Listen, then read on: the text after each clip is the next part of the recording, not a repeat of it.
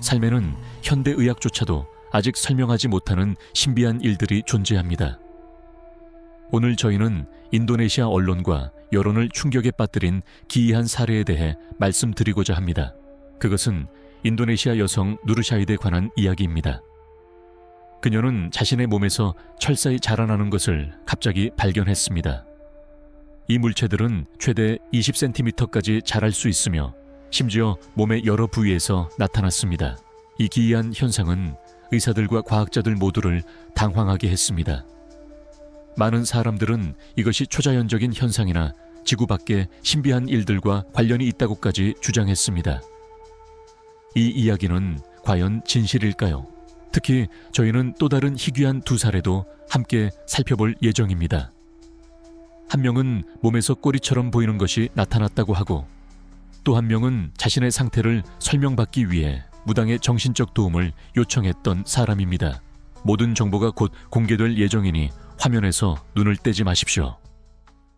그러나 본격적인 내용에 들어가기 전에 채널을 구독하고 알림 설정을 해주시면 가장 흥미로운 영상을 놓치지 않게 됩니다.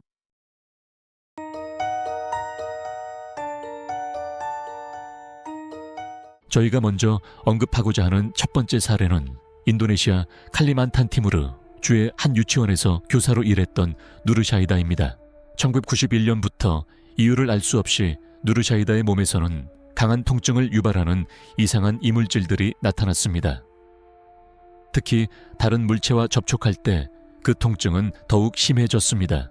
처음에는 약 일주일간 이 이물질들이 철사처럼 나타났다 사라졌지만 약 한 달 뒤 다시 나타났습니다.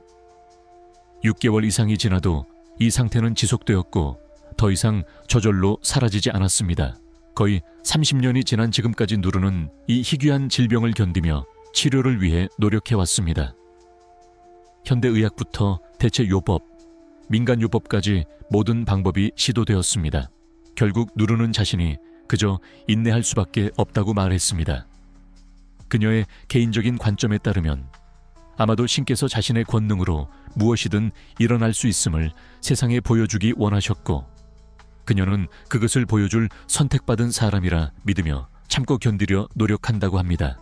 누르샤이다는 여전히 인내하며 하루 5번의 기도를 빠짐없이 하고 있습니다. 처음에는 서서 기도할 수 있었지만 그 자세는 몸의 심한 통증을 유발했기 때문에 앉은 자세로 기도를 하게 되었습니다. 그녀는 3개의 베개를 앞에 놓아 절할 때 머리를 받쳐 배 부위의 압력을 줄였습니다. 몸을 너무 깊이 숙이면 누르는 자신의 특이한 건강 상태로 인해 통증을 느끼게 됩니다. 그녀는 다시 서서 기도하려 했지만 그것은 어려움을 일으켰습니다. 누르에 따르면 이것은 신이 그녀에게 견딜 수 있는지 극복할 수 있는지를 시험하는 것이라고 합니다. 그녀는 기도에 필요한 움직임은 여전히 할 수 있다고 밝혔습니다. 누르의 종교에 대한 헌신은 지역사회에서도 뚜렷하게 나타났습니다. 그곳에서 그녀는 종교 교육교사로 일하며 종교 학습 모임의 지도자 역할도 맡았고, 그녀가 이끌던 시기에 이 모임은 더욱 성장하며 사회 활동에도 적극 참여했습니다. 누르는 치유되기를 간절히 원하지만 치료가 이슬람 교리에 반하지 않는 방식으로 이루어지기를 또한 희망하고 있습니다. 누르의 몸 안에 있는 이물질들을 제거하는 일은 결코 쉽지 않았습니다. 그것들은 그녀의 몸에 단단히 붙어 있었기 때문입니다. 전해진 바에 따르면 그녀는 언니와 함께 이 이물질들을 직접 제거하려고 시도했지만 그 후 그것들은 몸의 다른 부위에서 다시 나타났습니다. 누르의 언니는 4명의 전문의가 그녀의 동생을 돕기 위해 수술을 직접 진행하는 장면을 본 적이 있다고 말했습니다. 의사들은 심지어 자석과 같은 장비를 사용해 이물질의 위치를 찾으려 했습니다. 언니에 따르면 이물질들은 단순히 피부 표면에만 존재하는 것이 아니었고 엑스레이 촬영 결과 몸 안쪽에도 여러 이물질이 존재하며 그것들이 위치를 이동하는 현상을 보였습니다.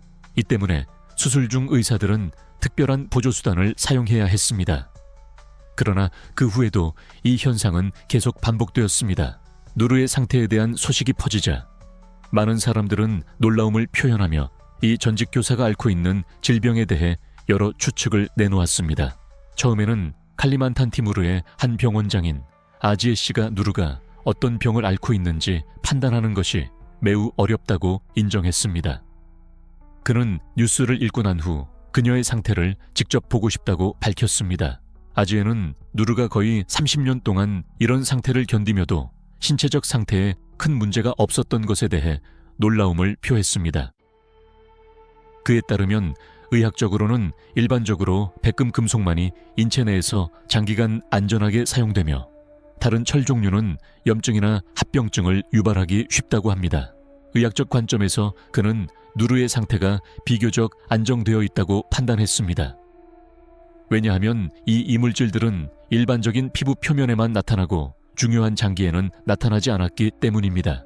그는 또한 만약 이러한 이물질이 심장 같은 위험한 부위에 나타났다면 즉시 의료 개입이 필요했을 것이라고 언급했습니다. 아지에는 누르가 여전히 건강한 상태를 유지하며 소화기관도 정상이란 점에 다시 한번 놀라움을 표시했습니다. 아지에는 누르가 현대 의료기술로 치료받을 수 있다는 희망을 표현했습니다. 단, 적극적인 치료와 최신 장비가 전제 조건이라고 했습니다. 아지에 따르면 엑스레이 촬영 후에는 그 철사들을 실험실에서 정밀하게 분석하여 그것들이 실제로 살아있는 것인지 혹은 어떤 성질을 지니는지를 파악해야 하며 그런 다음 수술을 진행해야 한다고 했습니다. 그리고 수술은 한 번으로 끝나는 것이 아니라 이후에도 여러 차례의 수술을 통해 상태를 확인해야 한다고 했습니다. 누르의 상태를 직접 목격한 다음 날, 아지에는 그녀를 위한 전용 병실을 준비했습니다. 병원은 전용 병실뿐만 아니라 그녀의 치료를 위한 전담 의료팀도 구성했습니다. 이 팀은 6명의 전문의와 사마린다의 인도네시아 울레마 협의회에서 온 한 명의 종교 지도자로 구성되었습니다. 이 팀의 의사들은 모두 각자의 분야에서 최고의 전문가들이었습니다. 외과 의사, 정형외과 의사, 정신과 의사, 검사 의사, 영상진단 의사, 내과 의사가 포함되어 있었습니다. 인도네시아 울레마 협의회 회장은 병원이 누르의 이상한 병을 치료하는 과정에 자신을 건강지원팀으로 초청한 것을 확인했습니다. 그는 알라는 전능하신 존재이며 인간에게 주어진 어떤 시련도 치료법 없이 주어지는 법은 없다고 말했습니다. 그러므로 그는 누르에게 인내심을 가질 것을 격려했습니다. 수라바야의 한 내분비 전문 교수는 누르의 상태가 일반적인 의학 진단의 범위를 벗어날 수도 있다고 진단했습니다. 하지만 의학적 관점에서 그녀가 해부학적 이상이나 대사 문제 혹은 기타 기형으로 인해 신체에 특별한 반응이 나타날 가능성도 있다고 언급했습니다. 한편 초자연 현상 연구자 아구스는 누르의 사례에 대해 질문을 받자 이 여성이 겪는 질병이 외계인이 보낸 초자연적 물체에 의해 발생했을 수 있다고 주장했습니다. 치료 방법에 대해서 아구스는 현대의학으로는 이 사례를 완전히 치료하기 어렵다고 보았습니다. 그는 누르가 의학적 치료를 받은 후에는 긍정적인 결과가 있었지만 고향으로 돌아간 이후 이 현상이 다시 발생한 것을 보면 아직 의학적으로 완전히 설명할 수 없는 현상이라고 말했습니다. 자신을 초자연 현상 연구자라고 주장하는 아구스는 누르의 이름과 사진을 보고 관찰한 결과 이 여성의 집에 초자연적 요소가 영향을 미쳐 이러한 이상 현상이 발생했을 수 있다고 판단했습니다. 그는 이 문제를 해결하기 위해서는 오랜 시간이 필요하다고 덧붙였습니다. 당시 초능력자로 알려진 끼조코 보도는 누르의 상태가 일반적인 질병이 아니며 현대의학적으로 설명하기 어려울 수 있다고 주장했습니다. 보도에 따르면 이 현상은 과거의 인간관계와 관련이 있을 수 있으며 누르는 오해나 상처를 주었던 과거의 관계를 돌아보고 그것을 치유하는 것이 필요하다고 말했습니다. 칼리만탄 티무르의 유명한 초능력자 은바리엠도 끼조코 보도의 의견에 동의하며 누르의 상태가 신비한 요소와 관련이 있을 수 있다고 말했습니다. 그는 이 현상을 해결하기 위해서는 주술을 시행한 사람의 풍습에 따른 전통의식을 실행해야 한다고 했습니다. 은바리엠은 현대의학으로는 이 현상을 설명하기 어렵다고 단언했습니다. 만약 본인이 도움을 요청받는다면 전통의식에 필요한 도구들이 준비되는 조건하에 참여할 용의가 있다고 말했습니다. 하지만 이는 어디까지나 개인적인 의견이며 공식적인 의학적 치료 방법은 아니라고 했습니다. 누르의 상태에 대해 다양한 추측이 있었지만 현재까지도 의학계는 그녀가 앓고 있는 병에 대해 정확한 해답을 제시하지 못하고 있습니다. 여러 번의 실패 끝에 그녀는 치료를 포기하고 이 철사들과 공존하기로 결정했습니다. 누르 외에도 몸에서 이상한 물체가 자라나는 사례가 존재합니다. 여러분은 사람에게 꼬리가 생겼다는 이야기를 들어본 적이 있습니까? 지금부터 저희가 소개할 내용이 바로 그것입니다.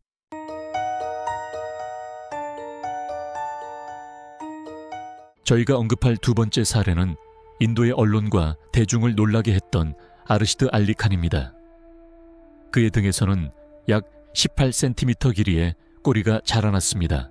아르시드 알리 칸은 어린 시절을 사원에서 기도를 받으며 보냈고 순례자들은 복을 받기 위해 돈이나 선물을 남기곤 했습니다. 그는 힌두교 신자인 사람들로부터 원숭이신 하나만의 화신인 발라지로 불렸습니다. 알리는 등에 18cm 길이의 꼬리를 가지고 있었지만 펀자브의 포르티스 병원에서는 그가 더 잘 걸을 수 있도록 7시간에 걸친 수술을 무료로 진행하여 제거했습니다. 알리의 할아버지는 병원 의사들이 꼬리를 제거해 준 것에 대해 매우 기쁘고 감사하다고 말했습니다. 그는 알리가 특이한 상태로 태어난 것이 가족에게는 하나의 시련이었지만 이제는 더 정상적인 삶을 살 수 있게 되었다고 했습니다. 구체적으로 2001년 알리는 인도 북부 찬디가르 인근의 한 농촌 마을에서 10cm 길이의 꼬리를 가지고 태어났고 수백 명의 사람들이 그를 숭배하기 위해 찾아왔습니다.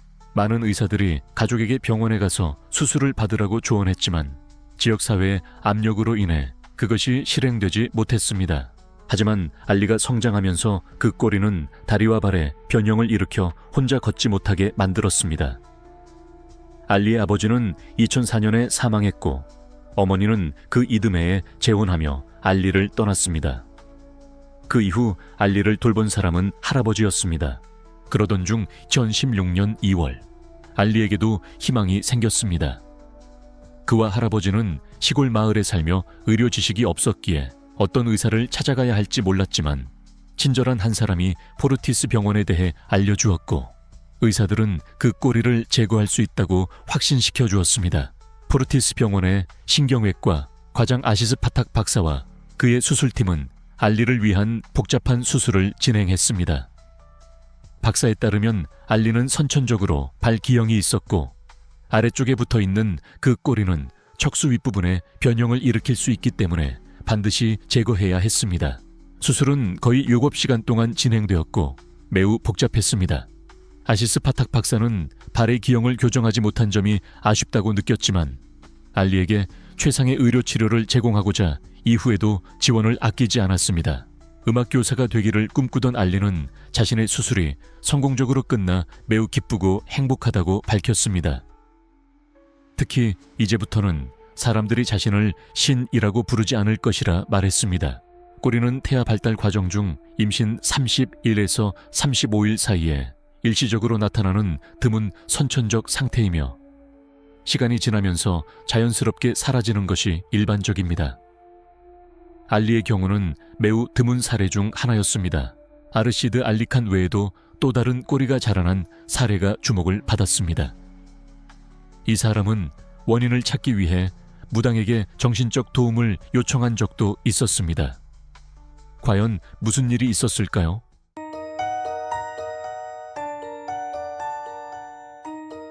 베트남의 방은 46세의 나이에 국경 지역 사람들 사이에서 입으로 전해지는 이야기의 주인공이 되었습니다. 사람들은 산과 밭에서 일하면서 아이들에게 그의 이야기를 들려주곤 했습니다. 방 씨가 유명해진 이유는 특별한 업적이나 공적 때문이 아니라 그의 등 뒤에서 자라난 이상한 꼬리 때문이었습니다. 방에 대한 이야기는 20세기 50년대부터 시작됩니다.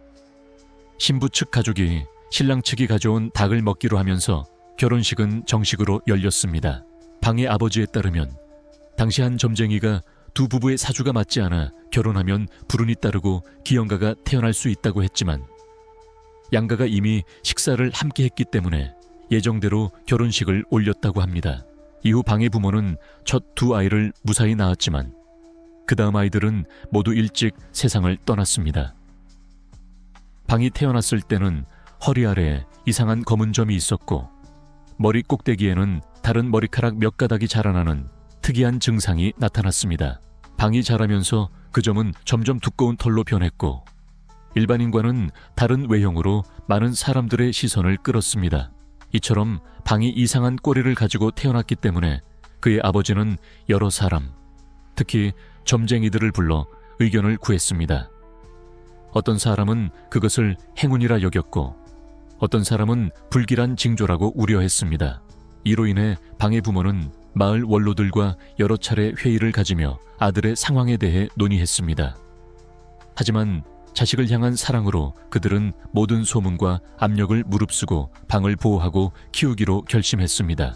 방이 커질수록 꼬리도 길어졌고 그는 또래 친구들과는 다르다는 사실을 받아들일 수밖에 없었습니다.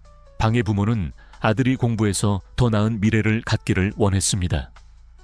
어릴 때 방은 매우 성실했고 선생님들로부터 칭찬을 받았지만 외모 때문에 친구들의 놀림을 견디지 못하고 결국 조기 퇴학해야 했습니다. 현지 전설에 따르면 과거에 꼬리가 자란 한 청년이 숲속으로 사라져 부모 곁으로 돌아오지 않았다는 이야기가 전해집니다. 특별한 환경에서 성장한 방은 가끔 우울한 감정에 빠졌고 부모는 이에 대해 매우 걱정했습니다. 초등학교 1학년을 마치고 친구들로부터 호랑이로 변해 숲으로 사라질 것이라는 놀림을 받은 방은 친구들과 다투었고 이후 선생님들이 집으로 찾아와 설득했음에도 더 이상 학교에 가지 않으려 했습니다. 집에 있는 동안 방은 자주 산에 올라 민첩하게 나무를 타며 아버지와 며칠씩 숲속을 다니며 뿌리와 샘물로 생활했습니다. 가족 외에는 친구들과 거의 어울리지 않았습니다. 처음에는 산에서 채취한 과일을 나눠주는 덕분에 친하게 지내던 친구들도 방의 이야기를 알게 된 후 점차 멀어졌습니다. 숲이 귀신이나 사람이 요괴로 변한다는 민간 이야기들은 방의 어린 시절을 더욱 불안하게 만들었습니다. 그는 이 신비한 분위기에 산골 마을에서 각종 소문에 시달리는 인물이 되었습니다. 성인이 된 방은 자신의 차이점을 받아들이는 법을 배웠습니다. 그는 꼬리를 감추는 습관을 들였고 주변 사람들도 점점 익숙해지면서 소문도 줄어들었습니다. 방에 따르면 이 꼬리는 한때 길이가 1m까지 자랐으며 목욕을 하면 머리카락처럼 부드러워지지만 날씨가 험할 땐 거칠고 뻣뻣해졌다고 합니다. 방은 매년 꼬리가 약 10cm씩 자란다고 말했습니다.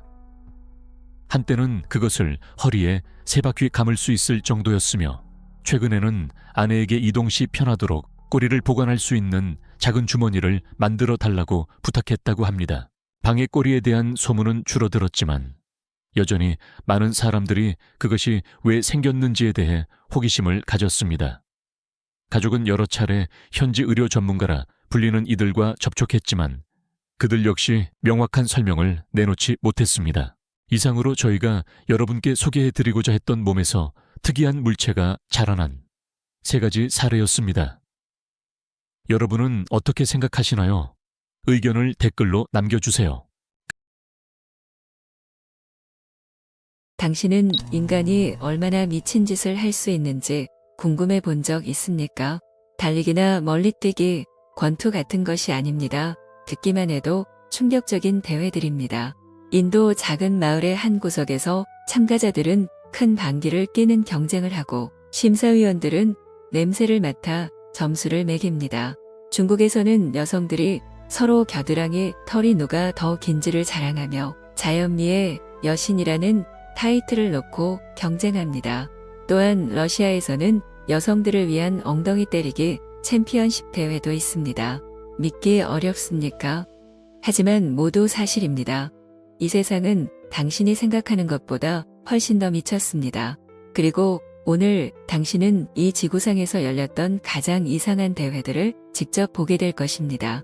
몇 분 안에 당신은 이상하고 웃기며 때로는 소름 끼치는 경쟁 장면들을 발견하게 될 것입니다. 그리고 어쩌면 이 영상을 다 보고 나면 당신도 그중 하나에 참가 신청을 하고 싶어질지도 모릅니다. 다음 영상을 놓치고 싶지 않다면 구독, 좋아요, 알림 설정을 잊지 마십시오. 얼마 전 인도 최초의 방기 대회인 와터팟에 대한 정보가 인터넷을 뜨겁게 달구었습니다. 이 대회는 이 종류로는 최초로 여겨지며 2019년 9월 22일 수라트시에서 개최되었습니다. 구체적으로는 인도 출신의 48세 가수 야틴 상고이와 친구 물 상급이가 공공장소에서 방귀 끼는 것을 정상화하고 인도 최고의 방귀 예술가를 찾기 위해 이 대회를 열기로 결심했습니다. 이 대회는 큰 주목을 받았고 그 내용 때문에 주요 언론의 화제거리가 되었습니다. 와터팟 대회는 참가자들의 방귀 소리의 크기, 길이, 음악성을 기준으로 평가합니다. 와터팟의 창립자 야틴 상고이는 이 대회가 문화적 기준을 재정립하고 심지어 공공보건에 이로울 수도 있다고 주장합니다. 이 독특한 대회의 아이디어에 대해 질문을 받았을 때 야틴은 이렇게 설명했습니다. 어느 날 가족과 영화를 보던 중 큰 방귀를 뀌었고 모두가 웃으면서 방귀 대회가 있다면 내가 반드시 챔피언이 될 거라고 말했습니다. 그 순간부터 나는 왜 중국, 영국, 미국에는 방귀 대회가 있는데 인도에는 없을까 생각하게 되었고 심지어 방귀 월드컵까지 있다는 것을 알게 되었습니다.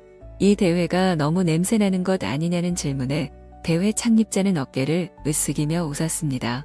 나는 방귀 뀌는 과정을 정상화하고 싶습니다. 약 20에서 25년 전에는 사람들이 공개적으로 방귀를 뀌었지만 지금은 복잡해지고 그것을 천박한 일로 간주하게 되었습니다. 사람들은 공개적으로 가스를 방출하는 것을 부끄러워하지만 의사들은 항상 방귀가 인간의 가장 건강한 신체 기능 중 하나라고 말합니다라고 야틴 상고이는 강조했습니다.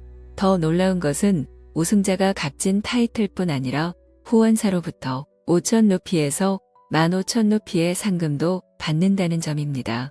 처음에는 이 기괴한 대회를 올린 페이스북 페이지가 별로 주목받지 못했고 단 60명만이 등록했으며 결국 20명의 참가자만 등장했습니다. 하지만 대부분의 참가자들은 너무 부끄러워했고 많은 관중들 앞에서 방귀를 뀌는 것을 두려워했습니다. 그래서 본격적인 대회가 열렸을 때 무대에 올라 공연한 사람은 단 3명뿐이었습니다. 대회의 압박 속에서 3명의 참가자 모두 계획대로 목표를 달성하지 못했습니다. 결국 아무런 상도 수여되지 않았고 참가자들에게는 참여해준 것에 대해 소소한 선물이 제공되었습니다. 그리고 지금까지도 이 대회의 우승자는 아직 찾지 못했습니다. 많은 사람들이 이 대회가 약간 지독하다고 느낄 수 있지만 이 유쾌한 도전의 개최는 놀라운 의미를 지닙니다. 이것이 세계 최초의 방귀 대회는 아니며 이전에도 이와 유사한 기괴한 대회들이 개최되어 대중들을 충격에 빠뜨렸습니다. 호주에서도 방귀 대회가 개최된 적이 있으며 이 대회에는 인도보다 더 많은 참가자들이 있었습니다. 참가자들은 모두 남성이었고 대부분이 30세 이하의 젊은이들이었습니다. 대회의 부문에는 음악에 맞춘 방귀, 가장 오래 지속되는 방귀, 가장 큰 방귀가 포함되었습니다. 심사위원은 깔때기를 통해 참가자의 작품을 냄새 맡으며 점수를 매겼습니다. 길고 기다란 큐브가 깔때기에 연결되어 있고 다른 한쪽 끝에서 참가자들이 자신의 방귀 재능을 선보였습니다. 당신이 가장 큰 소리로 명확하고 오래 지속되는 방귀를 낄 수 있다면 승리할 수 있습니다. 참가자들은 자신이 가진 모든 능력을 동원해 관객들에게 가장 인상적인 공연을 선보였습니다. 모두가 이 젊은이들의 퍼포먼스에 즐거워하고 열광했습니다. 유명한 방귀 대회로 언급할 때 핀란드 우타야르비에서 열리는 세계 방귀 챔피언십을 빼놓을 수 없습니다. 핀란드에서 열린 이 방귀 세계 대회에는 미스터 메탄이 등장했으며 그는 조직위의 초청을 받아 방귀 상징이자 방귀를 사랑하는 핀란드 세대의 영감이 되었습니다. 참가자들은 긴 바지를 벗고 속옷만 착용한 채로 참가해야 하며 타이머가 있고 30초 동안 방귀를 뀌어야 합니다. 데시벨 측정기와 마이크가 의자 아래에 설치된 큐브에 연결되어 있으며 팀 경기에는 2인용 의자가 사용됩니다. 참가자들에게는 2번의 시도가 주어지며 첫 시도에 실패하면 줄 맨 뒤로 가서 새 참가자들 뒤에 다시 시도하게 됩니다. 경기장을 찾은 관객들은 매우 예의 바르고 열정적이며 모두 이 프로그램을 높이 평가했습니다. 미스터 메타는 프로그램의 마지막을 긴 방귀 소리로 장식하며 대회를 마무리합니다. 한 온라인 대회는 중국 여성들에게 겨드랑이 털 사진을 올리도록 독려했고, 이는 여성의 아름다움에 대한 대중의 인식을 둘러싼 논쟁으로 이어졌습니다. 이 대회는 2015년 5월 26일부터 6월 10일까지 열렸으며 약 40명의 여성이 자신의 면도하지 않은 겨드랑이 사진을 웨이보에 게시해 참가했습니다. 출품 수는 많지 않았지만 이 캠페인은 120만 이상의 조회수와 1,300개 이상의 댓글을 얻으며 여성의 신체 자율성과 아름다움에 대한 정의에 대해 뜨거운 논의가 일어났습니다. 샤오 메일이라는 중국의 유명한 여성주의 활동가는 뉴욕타임스와의 전화 인터뷰에서 여성들에게 겨드랑이 털을 기르도록 격려한다고 강조했습니다. 샤오 메이리는 겨드랑이 털이 섹시함의 상징이며 아름다움에 전혀 영향을 주지 않을 뿐 아니라 오히려 매력을 높인다고 말했고, 사회가 미리 설정한 미적 기준으로 판단해서는 안 된다고 했습니다. 그녀는 또한 사회가 겨드랑이 털을 깎지 않는 여성들을 심하게 비난하지 않기를 바란다고 했습니다. 남성은 자신의 몸에 대해 자유롭게 행동할 수 있습니다. 그렇다면 여성도 겨드랑이 털을 깎지 않는 것이 더럽고 비위생적이며 무례하거나 여성스럽지 않다고 생각해서는 안 됩니다라고 샤오 메이리는 말했습니다. 이 여성주의 활동가는 여성의 겨드랑이 털 제모가 중국에서는 비교적 새로운 개념이며 1990년 이후에야 대중화되었다고 말했습니다. 과거에는 중국인들이 겨드랑이 털이 있는 여성을 신비롭고 매력적인 미인으로 여긴 적도 있었습니다. 한 중국 여성 배우도 1930년대에 출연한 영화에서 겨드랑이 털을 과감하게 드러낸 바 있습니다.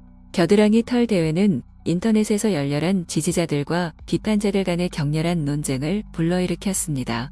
여론이 여전히 엇갈리는 반응을 보이는 가운데 많은 여성들이 이 대회에 즐겁게 참여했습니다. 참가 여성들은 자신의 겨드랑이 털 사진을 찍어 웨이보에 게시하고 샤오 메이리와 몇몇 친구들이 대회의 심사위원이 됩니다.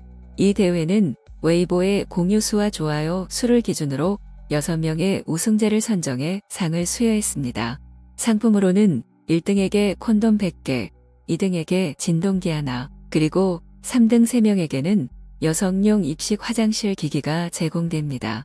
우승자 중 한 명인 웨이보 사용자 주시 씨가 생선을 좋아해요는 남자친구가 여성들이 겨드랑이 털을 강요받는 기분을 이해하게 하려고 그의 겨드랑이 털을 면도해 준 적이 있다고 말했습니다. 지지하는 의견도 있지만 많은 네티즌들은 이 대회를 지루하다 또는 역겹다고 비난했습니다. 많은 사람들이 샤오 메이리가 이 대회를 여성의 권리와 연결시키는 것에 대해 비판했습니다. 한 여성 사용자는 웨이보에 이건 무슨 경쟁입니까? 아무도 내가 겨드랑이 털을 깎으라고 강요하지 않았습니다. 나는 그저 겨드랑이에 털이 있는 게 불편하다고 생각해서 했을 뿐입니다. 라고 썼습니다. 또 다른 네티즌은 겨드랑이 털을 깎지 않는 것은 교양이 없다는 증거입니다. 남자든 여자든 상관없습니다. 라고 말했습니다.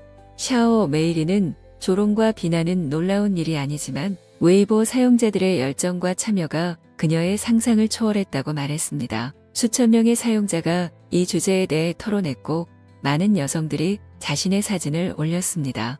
이 겨드랑이 털 대회는 국내뿐 아니라 많은 해외 언론의 관심도 끌었습니다. CNN, BBC, 뉴욕타임스, 더 가디언 등 여러 매체가 이 독특한 대회에 대해 대대적으로 보도했습니다. 얼마 전 바실리 덤플링이라는 이름의 남성이 뺨 때리기 챔피언십에서 상대를 한 방에 쓰러뜨리는 장면이 SNS를 통해 퍼지며 전 세계 스포츠계를 뜨겁게 달궜습니다. 많은 세계적인 격투기 스타들이 이 영상을 공유했고 러시아에서의 이 신기한 스포츠에 큰 흥미를 보였습니다. 하지만 남성을 위한 뺨 때리기보다 더 기이한 스포츠가 러시아에는 존재합니다. 여성의 경우 서로의 얼굴을 때리는 것은 위험하고 부적절하기 때문에 몇몇 사람들이 아이디어를 내어 엉덩이 때리기 챔피언십을 만들었습니다. 러시아에서 열리는 엉덩이 때리기 챔피언십은 이 나라에서 열리는 독특하고 눈길을 끄는 스포츠 이벤트의 일부입니다. 이 대회는 2019년 모스크바에서 처음 개최되었으며 이는 남성 뺨 때리기 챔피언십이 열린 야샨킨컵의 일환이기도 합니다. 룰은 매우 간단합니다. 헬스를 좋아하는 러시아 여성들이 직접 대결합니다. 두 여성 참가자가 서로 마주보고 서서 상대의 엉덩이를 번갈아가며 때리며 상대를 흔들리게 하거나 물러서게 만드는 것이 목표입니다. 더 오래 균형을 유지한 사람이 승리합니다. 남성 버전에서는 얼굴을 때리는 것이 심각한 부상을 초래할 수 있는 반면 여성용 대회는 오락적 요소에 중점을 두고 부상 위험을 최소화하는 데 집중합니다. 최근 우승자는 피트니스 열혈 팬이자 여성 블로거인 아나스타샤 졸로타야입니다. 졸로타야는 사람들의 비판적인 시선을 신경 쓰지 않으며 이 대회가 여성들에게 운동에 대한 동기를 줄 수 있다고 믿는다고 밝혔습니다. 엉덩이 때리기와 뺨 때리기 대회는 모두 온라인 커뮤니티와 세계 언론에 큰 관심을 받았습니다. 어떤 사람들은 이것이 재미있는 오락 활동이라고 생각하지만 다른 사람들은 이 대회들이 부상을 유발할 수 있고 스포츠 정신에 맞지 않는다고 주장합니다. 호주의 브리즈번을 여행한다면 바퀴벌레 경주 대회라는 이상한 대회를 보게 될 것입니다. 당신은 애완용 바퀴벌레를 데리고 와서 현대 스포츠처럼 경기에 참여할 수 있습니다. 말 경주, 개 경주는 들어봤겠지만 바퀴벌레 경주는 정말 신기한 일입니다. 세상 어디에도 곤충이 경주에 참가하는 곳은 없을 것이라고 생각한 당신에게 놀라운 광경입니다. 브리즈번에서 매년 열리는 바퀴벌레 경주는 아주 독특하고 유명한 이벤트이며 캥거루 포인트에 있는 스토리 브리지 호텔에서 개최됩니다. 이 대회는 매년 1월 26일 호주의 국경일 기념행사에 일부러 자리 잡았습니다.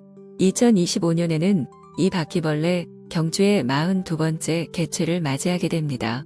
이 전통 행사는 1982년에 시작된 소프트 쿠키라는 이름의 첫 대회에서 유래한 재미있는 이야기와 함께합니다. 당시 브리즈번 강 주변 교외 지역은 바퀴벌레의 심각한 피해로 악명이 높았습니다. 이 지역에서는 유난히 큰 바퀴벌레들이 발견되기도 했습니다. 그래서 어느 집이 가장 강한 바퀴벌레를 가지고 있는지 가족들 사이에서 논쟁이 벌어졌습니다. 말이 나온 김에 각자가 집에서 바퀴벌레 한 마리를 가져와 술집에서 서로의 바퀴벌레를 경주시키기로 했습니다. 그렇게 해서 이다소 무서우면서도 흥미로운 전통 행사가 탄생하게 되었습니다. 대회에서는 약 10번의 경주가 열리며 각 경주에는 약 25에서 30마리의 바퀴벌레가 참가하며 등에는 번호가 붙습니다. 경주 시작 전 참가자들은 자신이 좋아하는 바퀴벌레에 베팅할 수 있으며 한 장의 티켓은 $5입니다. 참가자들은 경주 48시간 전에 바퀴벌레를 받게 됩니다.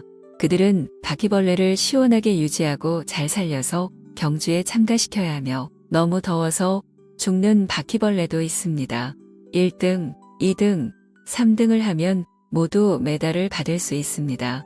1등은 현금 상금은 없지만 가방, 수건, 모자, 티셔츠 등 다양한 기념품이 들어있는 선물 가방을 받습니다. 요약하자면 이 행사는 매우 특별하며 호주 국경일의 브리즈번 시민들이 열정적으로 참여하는 행사입니다. 도박의 형태는 아니며 입장료와 바퀴벌레, 베팅 등 모든 수익금은 자선기금으로 전달됩니다. 이 행사에 참가한 모든 사람들은 단지 어울리고 호주의 국경일을 즐겁게 기념하기 위해 모이는 것입니다. 당신도 브리즈번에 가서 바퀴벌레 한 마리를 사서 이 경주에 참가해보고 싶지 않습니까? 반짝이는 대로 세계적인 명품 매장이 즐비한 쇼핑거리, 그리고 유명한 미식 요리로 유명한 프랑스는 사실 매년 8월에 열리는 돼지를 기리는 축제를 통해 소박하고 유쾌하며 매우 일상적인 또 다른 세계를 보여줍니다. 이 축제에서는 프랑스 사람들이 매우 독특한 대회를 엽니다. 바로 누가 돼지와 가장 닮았는지를 겨루는 대회입니다. 이 대회는 매년 8월 둘째 주 일요일에 열리는 것이 일반적입니다. 이 대회는 프랑스 남부의 작은 마을 트리시르 베즈 시골 지역에서 가장 인기가 많습니다. 이곳은 프랑스에서 가장 큰 돼지고기 생산지입니다. 다소 이상하게 들릴 수 있지만 이 돼지 축제와 독특한 대회는 매년 많은 관광객을 끌어들이고 참여를 유도합니다. 대회에 참가하려면 참가자는 돼지처럼 분장하거나 흉내를 내고 그들의 생애를 최대한 비슷하게 재현해야 합니다. 그들은 어미 돼지, 새끼 돼지, 교미할 때의 울음소리, 심지어 돼지가 XX 당할 때의 울음소리까지 흉내내야 할 수도 있습니다. 게임 방식과 규칙 때문에 참가자들은 때때로 매우 우스꽝스럽거나 바보처럼 보이기도 합니다.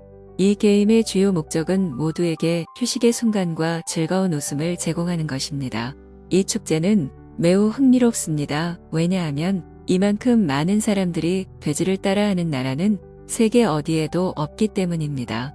그뿐만 아니라 대회를 관람하는 사람들은 무료로 소시지를 앉아서 먹을 수도 있습니다. 이러한 특징 덕분에 많은 사람들이 참여하게 되었고 심사위원은 돼지를 가장 잘 흉내낸 사람을 선택하여 상금을 수여합니다. 이 대회는 프랑스 전체, 특히 트리시르 베즈 지역 사람들이 중요하게 여기는 동물에 대한 존중을 표현하기 위한 목적을 가지고 있습니다. 현지인들에게 이 대회는 즐거운 오락 시간이자 수백 명의 관광객을 고향으로 유치하는 데 기여하는 시간입니다. 2022년 9월 한국 서울에서는 코로나19로 인해 3년간 중단되었던 2022 한강 멍때리기 대회가 한강에서 다시 열렸습니다. 이 대회는 바쁜 일상 속에서 아무것도 하지 않는 것의 가치를 찾기 위한 목적으로 개최됩니다. 전 세계가 생산성과 혁신을 찬양하는 가운데 세계에서 가장 일 중독이 심한 나라 중 하나인 한국은 인간의 완전한 정적 상태를 기리는 방식을 선택했습니다. 이것이 바로 스페이스 아웃 대회가 탄생한 이유이며 현대의 번아웃 시대를 상징하는 문화적 아이콘이 되었습니다. 이 대회에 참가하는 사람들은 중학생, 소규모 사업체 대표, 경찰관, 유명인 등 다양한 연령과 직업군으로 구성되어 있습니다. 이 대회에서 참가자는 아무것도 하지 않고 단지 90분 동안 허공을 바라보기만 하면 됩니다. 프로그램은 15분마다 심박수를 측정하고 심박수가 가장 안정적인 사람이 승리하게 됩니다. 잠이 들면 실격 처리됩니다. 이 대회는 특별한 매력을 지니며 대부분의 한국인이 익숙한 바쁘고 급한 생활 방식과는 반대되는 특산물처럼 여겨집니다. 한국 언론에 따르면 2022 한강 멍때리기 대회의 우승자는 30대의 익명의 남성이었습니다. 이 남성은 현지 언론과의 인터뷰에서 자신이 좋아하는 야구팀의 경기를 상상하면서 90분 동안 꼼짝 않고 앉아 있었기 때문에 우승할 수 있었다고 밝혔습니다. 2014년에 처음 개최된 스페이스 아웃은 현대 사회의 바쁜 흐름에서 벗어나고자 하는 개인들을 위한 힐링 현상으로 빠르게 자리 잡았습니다. 다른 나라의 일부 지역에서도 비슷한 대회가 열리며 스트레스와 압박이 가득한 삶 속에서 평온한 순간을 찾고자 합니다. 이 대회의 주된 목적은 아무것도 하지 않는 것이 시간 낭비라는 인식을 깨뜨리고 수십 년 동안 한국 사회에 퍼져온 바쁘고 급한 생활 문화와는 정반대의 가치를 제시하는 것입니다. 일반 사람들뿐 아니라 연예, 스포츠 등 다양한 분야의 유명 인사들도 이 대회에 참여합니다. 곽윤기 전 국가대표 쇼트트랙 선수, K-팝 걸그룹 빌리의 멤버 츠키, 그리고 미미민우라는 이름으로 알려진 유튜버 김민우 등 몇몇 유명 인사들도 있습니다. 이 대회는 한국뿐만 아니라 2015년에는 중국 베이징에서도 2023년에는 일본 도쿄에서도 개최된 적이 있습니다. 또한 2025년 10월에는 중국 홍콩에서도 대회가 열릴 예정입니다. 여러분은 이러한 독특한 대회들에 대해 어떻게 생각하십니까?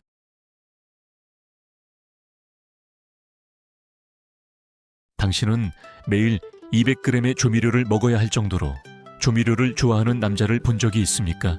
밥을 먹든 물을 마시든 그는 이 특별한 조미료를 절대 떼어놓을 수 없었습니다. 38년 동안 이 남자는 무려 2.774kg의 조미료를 섭취했습니다. 심지어 한가할 때는 과자처럼 조미료를 먹었습니다. 그는 이것이 인생에서 먹어본 것 중 가장 맛있는 것이라고 단언했습니다. 이상한 점은 그가 병에 걸리기 전보다 더 건강하다고 느꼈다는 것입니다. 어떻게 이런 기묘한 일이 가능한 것입니까? 이 이야기 뒤에 또 다른 비밀이 있는 것은 아닙니까? 이 사건을 보기 전에 좋아요를 누르고 채널을 구독하여 가장 흥미로운 이야기들을 계속 받아보시기 바랍니다. 이것은 한국에 사는 김 씨에 대한 실제 이야기로 그의 독특한 취향이 전 세계적으로 주목을 받았던 적이 있었습니다. 조미료는 한때 너무도 황금기였던 조미료라서 모든 가정에서 요리에 사용되곤 했습니다. 그런데 언제부터인가 조미료가 해롭다는 이야기가 갑작스럽게 퍼지기 시작했습니다. 사람들은 그것을 건강에 해로운 조미료로 여기기 시작했고 많이 사용하면 몸에 해가 된다고 생각했습니다. 그 이후로 조미료는 많은 가정의 주방에서 점점 자취를 감추었습니다. 조미료의 왕이었던 위치에서 급격히 추락했고 회사들의 매출도 하락했습니다. 그런데 조미료에 대한 이야기가 다시 뜨거운 뉴스가 된 것은 한국에 사는 한 남자가 이 조미료에 푹 빠져 매일 최소 200g을 먹으며 38년 동안 무려 전일체 14kg을 먹었다는 사실 때문이었습니다. 이것은 한국에서 농사를 짓고 있는 김 씨에 대한 이야기입니다. 거의 40년 동안 조미료를 거의 3kg이나 먹었다는 소식에 많은 사람들이 반신반의했습니다. 심지어 한 방송사는 실제로 기자를 파견해 김 씨가 그 오랜 세월 동안 정말로 그렇게 많은 조미료를 먹었는지를 알아보기 위해 취재에 나섰습니다. 인터뷰에서 김 씨는 자신이 세상에서 가장 맛있다고 느끼는 것이 바로 조미료이며 매일 조미료를 먹지 못한다면 그것이 인생에서 가장 안타까운 일일 것이라고 단언했습니다. 영상 속에서 김 씨는 동료들과 함께 식사 중이었지만 차이점은 그가 자신의 음식에 조미료를 3숟갈 넣는다는 것이었습니다. 그뿐만 아니라 그는 흰쌀밥에도 조미료 1숟갈을 넣었습니다. 살짝 저은 후 그는 아주 맛있게 먹기 시작했습니다. 사람들이 더 이해하기 힘든 것은 식사 중뿐만 아니라 물을 마실 때도 컵에 조미료 1숟갈을 넣고 녹인 후 마신다는 점입니다. 눈앞의 광경은 모든 사람을 놀라게 했습니다.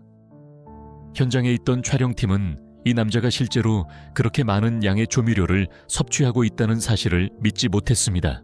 한 사람이 의심이 들어 다가가 그것이 정말 조미료인지 확인하려고 했습니다.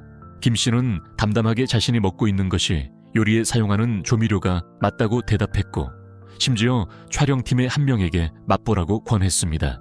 촬영 감독은 주저하지 않고 그 남자의 밥 1숟갈을 맛보았고 곧바로 표현하기 힘든 표정을 지었습니다. 이후 그는 김 씨가 밥에 넣은 것이 정말 순수한 조미료였다고 모든 사람에게 확인해 주었습니다. 하지만 김 씨는 어떻게 그렇게 오랜 세월 동안 많은 양의 조미료를 먹는 식습관을 유지할 수 있었던 것입니까? 그는 그렇게 많은 양의 조미료를 먹는데도 건강에 아무 문제가 없었던 것입니까? 김 씨의 말에 따르면 그가 조미료를 먹기 시작한 것은 38년 전 우연한 실수 때문이었습니다. 어느 날 밤 그는 친구들과 술을 마시고 꽤 취한 상태로 집에 돌아왔습니다. 해장을 하고 싶었던 그는 설탕물을 타서 마시려 했습니다. 조미료와 설탕이 주방에서 가까이 있었는지 아니면 술에 취해서 그런지 김 씨는 실수로 잘못 집었습니다. 설탕 대신 그는 조미료통을 집어 물에 넣고 잘 저었습니다. 다 마신 후에야 그는 자신이 2가지 조미료를 착각했다는 것을 알아차렸습니다. 하지만 단맛에 짠맛이 섞인 그 물이 속을 불편하게 만들기보다는 오히려 조미료가 주는 느낌이 아주 편안하고 즐거웠다고 했습니다. 그때부터 그는 매일 많은 양의 조미료를 섭취하기 시작했고 지금까지 38년 동안 그 습관을 유지하고 있습니다. 단순 계산으로 하루에 200g씩 38년간 총 2074kg의 조미료를 섭취한 셈이며 이는 누구라도 놀랄 만한 수치입니다. 처음에는 가족들이 김 씨의 이상한 식습관을 알고 간절히 말리려 했습니다. 누구나 매일 그렇게 조미료를 먹으면 건강에 문제가 생길 거라고 생각했지만 김 씨는 끝내 들으려 하지 않았습니다. 아무도 말릴 수 없게 되자 결국 가족들은 김 씨의 기이한 식습관을 그냥 내버려 두었습니다. 그 후 촬영팀은 김 씨의 가장 친한 친구를 찾아가 인터뷰했습니다. 그는 정말 많은 사람들이 김 씨가 조미료를 좋아한다는 사실을 알고 있다고 확인했습니다. 그들은 여러 번 그만두라고 권했지만 김 씨는 끝내 듣지 않았습니다. 그 친구는 아마도 김 씨의 체질이 일반인과 달라서 조미료를 많이 먹어도 건강하게 지낼 수 있는 것 같다고 말했습니다. 하지만 김 씨는 원래부터 비르검령이라는 희귀병을 앓고 있었다고 밝혔으며 조미료를 먹기 전부터 가지고 있던 병이었습니다. 이 병은 수년간 그에게 많은 문제를 안겨줬고 손가락을 4번이나 절단해야 했습니다. 그의 건강 상태는 원래 좋지 않았지만 조미료를 먹기 시작한 이후로는 건강이 훨씬 좋아졌다고 느꼈습니다. 김 씨 본인도 그 이유를 정확히 설명할 수 없었고 아마도 자신의 몸에 부족한 어떤 성분이 조미료에 들어있어서 건강이 점점 좋아진 것이 아닐까 추측했습니다. 다음 날들에도 촬영팀은 김 씨의 일상을 계속 따라다녔고 그가 매일 많은 양의 조미료를 섭취하는 모습을 지켜보았습니다. 그의 건강을 걱정한 촬영팀은 결국 김 씨를 병원에 데려가 종합 건강검진을 받게 했습니다. 김 씨가 38년 동안 매일 조미료를 먹었다는 이야기를 들은 모든 의사들은 충격을 받았습니다. 의사들에 따르면 조미료는 한때 가정에서 보물처럼 여겨졌지만 어떤 이유에서인지 부정적인 소문이 퍼졌습니다. 예를 들면 조미료는 화학 합성물이라서 많이 먹으면 중독되거나 조미료를 열에 가열하면 암을 유발한다는 등의 말이 있었습니다. 이런 이야기들은 점점 사람들이 조미료를 기피하는 이유가 되었고 이 조미료가 해롭다는 논쟁에 불을 지폈습니다. 사람들은 조미료를 먹으면 머리카락이 빠지거나 심하면 지능이 떨어진다고도 믿었습니다. 조미료에 대한 부정적인 이야기는 한 남자가 식당에서 식사를 한 후 몸 전체가 불편해진 사건에서 시작되었습니다. 그는 그 후에도 계속 그 식당을 방문했지만 갈 때마다 같은 증상을 겪었습니다. 그래서 그는 조미료가 원인이라고 의심하게 되었고 이 사건이 언론에 과장되게 보도되면서 큰 논란을 일으켰습니다. 하지만 의사들에 따르면 조미료의 주성분은 글루탐산 모노나트륨, 즉 MS기며 1908년에 일본 과학자가 다시마에서 추출하여 발견한 성분이라고 합니다. 글루타민산은 단백질을 구성하는 아미노산 중 하나로 이미 다양한 식품에 자연적으로 존재하기 때문에 많은 소비자들이 걱정하는 것처럼 해로운 조미료가 아닙니다. 인체에 해로운 물질은 아니지만 조미료를 과도하게 섭취하면 건강에 여러 부정적인 영향을 줄 수 있습니다. 예를 들어 조미료를 많이 먹으면 체내 나트륨 수치가 높아져 수분 정체, 혈액량 증가, 고혈압, 심장과 신장에 부담을 줄 수 있습니다. 갈증을 유발하기 쉬워 조미료를 많이 먹는 사람은 물도 많이 마시는 경향이 있습니다. 두 번째로는 혈중 글루타민산 농도가 증가합니다. 글루타민산은 억제성 신경 전달 물질로 전환되어 신경 기능을 억제할 수 있습니다. 그 결과 어지럼증, 두통, 졸림, 근육 경련, 불안, 뼈 통증, 근육 피로, 신경소외약 등의 증상이 나타날 수 있습니다. 세 번째는 미네랄 불균형을 유발하기 쉬운데 글루타민산이 아연과 결합해 아연 글루타민산염이 되고 소변으로 배출되기 때문입니다. 이로 인해 아연이 결핍되고 칼슘, 마그네슘, 구리 등 필수 미네랄의 흡수에도 영향을 미칠 수 있습니다. 이처럼 조미료는 적절한 방식과 용량으로 사용하면 안전한 조미료이며 절대 과용해서는 안 됩니다. 미국 콜로라도 대학교의 최근 연구에 따르면 글루타민산 나트륨은 대사 후에 많은 양의 요산을 생성할 수 있으며 장기간 섭취하면 비만, 렙틴 저항성, 시상하부 염증으로 이어질 수 있다고 합니다. 이러한 기전은 과도한 과당이나 소금 섭취 시 나타나는 대사 과정과 유사하며 결국 대사장애와 질병을 유발할 수 있다는 뜻입니다. 의사들은 조미료를 사용할 때 조리 방법에 주의해야 한다고 말합니다. 조미료는 구이거나 기름에 튀기는 요리에 사용하지 않는 것이 좋습니다. 찜, 삶기, 끓이기 같은 조리법을 선택하는 것이 좋은데 수분 환경에서는 조미료가 감칠맛을 유지할 수 있으며 고온에서 분해되어 맛이 떨어지거나 건강에 좋지 않은 피로글루타민산염으로 변하는 것을 막을 수 있습니다. 무엇보다 중요한 것은 조미료에 들어있는 나트륨이 많기 때문에 사용량에 유의하지 않으면 혈압에 영향을 줄 수 있다는 점입니다. 또한 조미료를 넣는 시점도 중요합니다. 조미료는 불을 끄기 직전에 넣고 몇 번 가볍게 저은 후 마무리하는 것이 좋습니다. 이렇게 하면 맛을 잘 유지하면서도 장시간 고온 조리에 의한 글루타민산 분해를 줄일 수 있습니다. 의사들이 조미료에 대해 자세히 설명한 후 김 씨의 건강검진 결과를 전달했습니다. 의사의 말에 따르면 김 씨는 위에 심각한 문제가 있을 뿐만 아니라 중증 당뇨병도 앓고 있다고 합니다. 조미료를 계속 섭취하면 당뇨병 증상이 더욱 악화될 것이라고 합니다. 또한 의사는 조미료가 김 씨가 생각하는 것처럼 비르건명 치료에 도움이 되는 것이 아니라 오히려 병세를 악화시킬 수 있다고 강조했습니다. 의사들은 수십 년간 과도하게 조미료를 섭취해온 김 씨에게 조미료 섭취를 중단하라고 권유했습니다. 의사의 조언을 들은 뒤 김 씨는 정신이 번쩍 들었고 앞으로 조미료 양을 줄이겠다고 약속했습니다. 그러나 이미 조미료에 너무 의존하게 된 그는 단기간에 완전히 끊는 것은 어렵다고 인정하며 대신 조금씩 줄여나가겠다고 했습니다. 세상에는 정말 기이한 이야기가 많습니다. 김 씨 외에도 한국에는 12년 동안 아무것도 먹지 않고 술만 마시며 살아온 여성도 있습니다. 이 씨는 한때 미식가였고 요리도 매우 잘하는 사람이었습니다.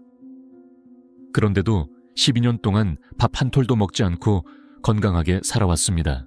그녀는 매일 오직 술로만 살아갑니다. 아침에 눈을 뜨자마자 제일 먼저 하는 일은 막걸리 한 잔을 드는 것이며 이 쌀 냄새 나는 액체가 빈속의 호함을 달래주었습니다. 그녀의 집에는 어디든지 술을 저장할 수 있도록 꾸며져 있었습니다. 냉장고는 술병으로 가득 차 있었고 집 구석구석에는 막걸리 병이 가지런히 놓여 있었으며 그 옆에는 이미 마신 술병이 가득 든 자루들이 있었습니다. 그녀는 하루 평균 막걸리 4병을 마셨으며 연간 1460병을 소비하는 셈입니다. 12년간 그녀는 총 17,250병의 막걸리를 소비했습니다. 그 병들을 쌓으면 경기장을 4바퀴는 둘러쌀 수 있을 것입니다. 술을 좋아하는 사람이라면 이 씨의 삶을 부러워할 수도 있겠지만 음식을 전혀 먹지 못하고 오직 술에만 의존해야 하는 삶은 그녀에게 매우 고통스러웠습니다. 이 씨의 말에 따르면 12년 전까지만 해도 그녀는 건강했고 정상적으로 식사도 했습니다. 하지만 그녀는 당뇨병에 걸렸습니다. 수년간 고통받던 그녀는 병을 이겨내기 위해 수술을 결심했습니다. 수술 중에 그녀는 십이지장을 완전히 제거하고 위의 절반을 잘라냈습니다. 실제로 이후 당뇨병은 완전히 호전되었습니다. 그녀는 그것이 새로운 삶의 시작이라고 생각했지만 사실 그것은 악몽의 시작이었습니다. 수술 이후부터 그녀는 음식을 보기만 해도 메스꺼움을 느끼기 시작했습니다. 진수성찬이든 단순한 흰죽과 김치든 보기만 하거나 냄새만 맡아도 즉시 구역질이 났습니다. 처음에는 수술 후 일시적인 부작용이라고 생각했고 시간이 지나면 자연스럽게 회복될 거라 여겼습니다. 하지만 예상과 달리 일이 그렇게 간단하지 않았고 수술 후유증은 그녀의 삶에 영원한 영향을 미쳤습니다. 오랜 시간 동안 그녀는 아무것도 먹지 못했고 영양분은 전적으로 링거를 통해 보충해야 했습니다. 그 결과 이 씨의 몸은 점점 야위고 쇠약해졌습니다. 쉽게 포기할 수 없었던 그녀는 직접 주방에 들어가 맛있는 요리를 만들기 시작했고 음식 냄새를 맡으면 식욕이 생길지도 모른다고 생각했습니다. 그러나 예상치 못하게 팬에서 나는 첫 향이 퍼지자마자 격렬한 구역질이 밀려왔습니다. 억지로 참으려 했지만 결국 그녀는 구석으로 달려가 심하게 토했습니다. 그녀는 완전히 무너졌습니다. 과거 이 씨는 남편과 함께 맛있는 음식을 찾아다니며 먹는 것을 매우 즐겼고 재료를 사와 직접 요리하는 것을 좋아했습니다. 향기로운 식사 시간은 그들 부부에게 행복한 추억이었습니다. 그 당시에도 병 때문에 식이 조절과 약 복용은 필요했지만 최소한 자유롭게 식사할 수 있었습니다. 하지만 지금은 모든 희망이 사라진 듯 보였습니다. 그녀는 예전처럼 정상적인 삶으로 돌아갈 수 있을까요? 그녀의 삶은 그렇게 흘러갔고 그러던 어느 날 그녀는 막걸리에 푹 빠지게 되었습니다. 어느 날 그녀와 남편은 친구 집에 손님으로 방문했습니다. 그녀의 이야기를 들은 친구들은 모두 안타까워했습니다. 모두가 식사하며 이야기를 나눴지만 그녀는 한쪽에 앉아 있었고 음식 냄새가 날까 두려워 식탁에서도 멀리 떨어져 있었습니다. 이를 본 친구는 그녀에게 막걸리 한 병을 건네며 마셔보라고 권했습니다. 이는 친구가 직접 만든 수제 막걸리로 첨가물이 없고 순한 맛이라 자극적이지 않았습니다. 수술 이후 막걸리를 한 번도 마셔본 적 없던 그녀는 혹시 마실 수 있을지도 모른다는 생각에 한 모금 마셔보았습니다. 예상 밖으로 그녀는 그 막걸리의 맛이 매우 훌륭하다는 것을 깨달았습니다. 수년 만에 처음으로 몸속에 들어갈 수 있는 무언가를 느낀 순간이었습니다. 주변 주민들에게서 막걸리를 구입할 수 있는 주소를 얻은 뒤 이 씨는 큰 기쁨을 느꼈고 드디어 삶의 맛을 다시 찾았다고 생각했습니다. 그때부터 그녀는 완전히 막걸리에 의존하는 삶을 살기 시작했습니다. 그것은 그녀의 인생에서 유일하게 남은 맛이라고 할 수 있습니다. 아무것도 먹지 못하는 아쉬움을 그녀는 오직 술로 채워야 했습니다. 그 덕분에 그녀는 마음이 매우 편안해졌고 심지어 몸이 점점 회복되는 듯한 느낌마저 받았습니다. 하지만 남편은 늘 마음 한구석이 무거웠습니다. 이 씨의 남편은 아내가 막걸리로 인해 행복해하는 모습을 보며 기뻤지만 결국 술은 음식의 대체제가 될 수 없다는 사실을 알고 있었습니다. 그는 막걸리가 단지 다른 음식을 다시 받아들이기 위한 다리 역할을 해주기를 바랐고 그녀가 다시 정상적인 삶으로 돌아가기를 희망했습니다. 하지만 현실은 이 씨가 아무것도 먹을 수 없었고 하루 종일 술병과 함께 지낼 수밖에 없었습니다. 아내의 건강을 걱정한 노인은 수술 후유증을 치료하기 위해 끊임없이 방법을 찾았습니다. 그는 아내가 예전처럼 돌아가고 싶어 한다는 것을 잘 알고 있었습니다. 다시 요리를 하고 맛있는 음식을 만들며 매 끼니마다 자신의 손재주를 뽐내고 싶어 했습니다. 그러나 수술 이후 이 씨는 더 이상 주방에 들어가지 못했습니다. 막걸리는 그녀의 밋밋하고 쓸쓸한 세상에서 유일한 맛이 되어버렸습니다. 그 때문에 그녀는 점점 더 막걸리에 의존하게 되었습니다.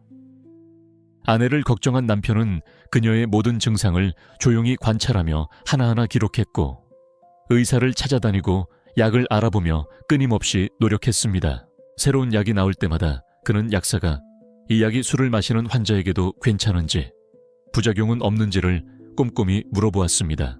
여러 차례 치료는 이 씨가 모르는 사이에 진행되었고 그녀가 느낀 유일한 변화는 몸 상태가 약간 나아진 듯한 기분뿐이었습니다.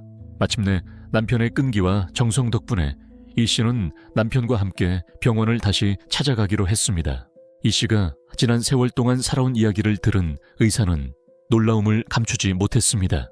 아무것도 먹지 않고 12년 동안 술만 마시며 살아온 여성이라는 사실은 누구도 상상하지 못했습니다. 이전 수술 내용을 면밀히 검토한 뒤 의사는 그녀가 음식을 먹으면 토하는 이유가 위장이 기울어졌기 때문일 수 있다고 추측했습니다. 위의 일부를 절제했기 때문에 내부의 균형 구조가 무너져 위장의 위치가 바뀌었을 가능성이 높습니다. 음식이 들어오면 위에서 머무르지 않고 곧바로 소장으로 넘어가 필요한 중간 소화 과정을 건너뛰게 되어 메스꺼움을 유발합니다. 하지만 의학적으로 이 증상은 질병으로 간주되지 않습니다. 불쾌한 증상이지만 현재로서는 치료제가 없습니다. 의사는 유일한 방법은 천천히 적응해 나가는 것이라고 말했습니다. 이를 들은 이 씨는 꽤 화가 난 듯했습니다. 병원을 나서자마자 그녀는 집에 있는 술이 떨어질까봐 막걸리를 더 사야 한다고 고집했습니다. 남편은 굳이 말리지 않았고 그녀가 원하는 대로 하도록 했습니다. 하지만 이후 그는 중요한 제안을 했습니다. 그것은 아내를 정신과 전문의에게 데려가자는 것이었습니다. 그는 아내의 정신 상태가 예전 같지 않다고 느꼈습니다. 이 씨는 한때 매우 긍정적이고 새로운 것을 탐구하는데 열정적인 여성이었으며 그 수술 이후에도 삶에 대한 희망이 넘쳤습니다. 그러나 최근 몇 년 동안 막걸리에 의존하게 되면서 그녀는 점점 현실을 회피하려고만 했습니다. 남편의 예상대로 오랜 육체적 고통 속에서 이 씨는 우울증에 걸리게 되었습니다. 막걸리는 일시적인 해방감을 주었지만 동시에 그녀가 고통을 회피하는 도피처가 되었습니다. 그로 인해 그녀는 점점 모든 것을 포기하고 술에만 의지하게 되었으며 다른 치료 방법은 시도조차 하지 않으려 했습니다. 남편의 설득 끝에 이 씨는 정신과 의사를 만나기로 동의했습니다. 수년간 미친 듯이 술을 마셔온 그녀에게 의사는 술을 끊는 훈련을 시작하자고 권했습니다. 만약 정말 참을 수 없다면 묽은 쌀죽으로 대체하는 것도 가능하다고 했습니다.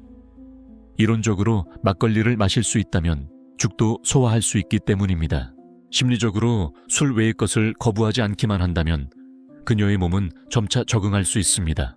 정신과 의사의 부드러운 조언 아래 그녀는 점점 마음을 열기 시작했고 문제의 원인이 결국 자신에게 있었음을 깨달으며 술을 끊기로 동의했습니다. 물론 자신이 정신적으로 의지하던 막걸리를 끊는다는 사실이 아쉽기도 했지만 예전에 좋아하던 맛있는 음식들을 다시 먹을 수 있다는 생각에 희망이 솟아올랐습니다. 게다가 남편의 진심 어린 사랑을 누구보다 잘 알기에 그녀의 마음은 따뜻함으로 가득 찼습니다. 이 씨는 앞으로 남편과 함께 매일 새로운 음식을 시도해보고 다시 한번 그들의 집에 예전처럼 행복한 음식 냄새가 가득하길 약속했습니다.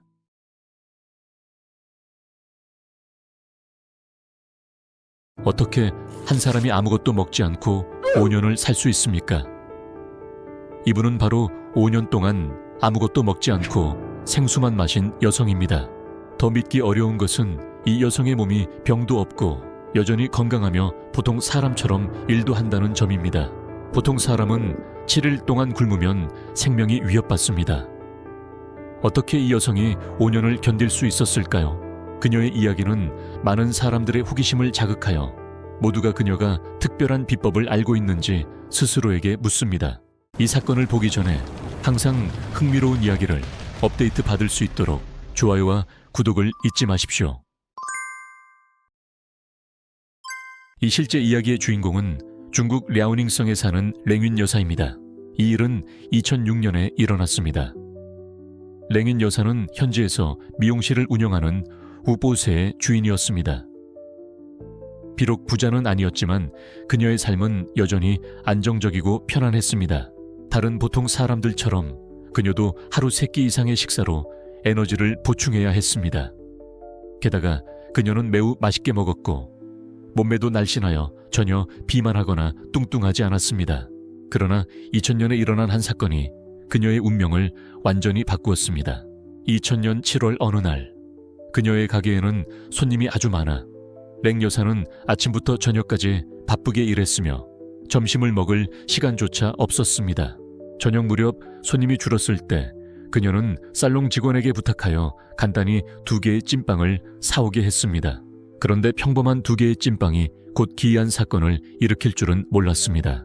찐빵 2개를 다 먹은 후 랭윈 여사의 배가 갑자기 부글부글 끓으며 속이 메스꺼워져 화장실로 뛰어가 토했습니다. 처음에는 찐빵이 비위생적으로 만들어져 위가 반응한 것이라고 생각하고 잠시 쉬면 건강이 좋아질 것이라 여겼습니다. 게다가 이미 식사 시간이 많이 지나서 아마도 위가 음식을 받아들이지 못해 이런 현상이 생겼다고 생각했습니다. 그러나 이어진 일은 그녀가 뭔가 이상하다고 느끼게 했습니다. 평소 식사에 신경을 쓰던 그녀가 며칠 동안 식탁에 앉아도 전혀 배고프지 않았습니다. 맛있는 음식이 눈앞에 있어도 전혀 먹고 싶은 마음이 없었고 한 입도 먹지 못했습니다. 랭윈 여사는 즉시 당황했습니다. 한두 끼 굶는 것은 괜찮지만 며칠 동안 먹지 못하면 몸에 문제가 생길까 두려웠습니다. 아내의 이상한 행동을 본 남편 리 씨는 걱정과 혼란에 빠져 무슨 일이 일어나는지 이해할 수 없었습니다. 결국 부부는 병원에 가서 건강검진을 받기로 했습니다. 다양한 장비로 꼼꼼히 검사한 후 의사는 그녀의 신체 기능이 모두 정상임을 발견했습니다. 이 검사 결과 앞에서 의사도 어떻게 설명해야 할지 몰라 당황했습니다. 그녀가 완전히 건강하다면 왜 식욕부진에 걸린 것일까요? 이때 리 씨는 아내의 입맛이 변했을 가능성을 생각했습니다. 그래서 그는 머리를 짜내어 아내가 맛있게 먹을 수 있도록 여러 요리를 만들었습니다. 그 후 리 씨는 자신의 요리 실력을 최대한 발휘하여 각종 튀김, 볶음, 부침 등 다양한 방법으로 매 끼니마다 풍성하게 차렸습니다. 하지만 자신있게 맛있는 음식을 식탁에 내놔도 아내는 여전히 무관심했고 심지어 쳐다보지도 않았습니다. 리 씨는 아내에게 조금이라도 억지로 먹으라고 권하며 먹기 싫더라도 자신의 건강을 생각해야 한다고 말했습니다. 그러나 아내는 단지 먹고 싶지 않다라는 세 마디만 해서 그는 매우 서운했습니다. 다음 끼니에 그는 음식을 바꾸어 기장죽을 끓였습니다. 향기로운 기장죽이 눈앞에 있었지만 그녀는 여전히 식욕이 없었고 마치 미각이 사라진 듯 했습니다. 그러나 남편과 아이들이 건강을 걱정하며 이리저리 뛰어다니는 모습을 보고 그녀는 조금 미안한 마음이 들어 억지로 죽을 먹으려고 했습니다. 하지만 2숟가락 정도 먹자마자 랭윈 여사의 얼굴이 벌겋게 달아오르고 숨이 가빠지며 온몸이 떨렸습니다.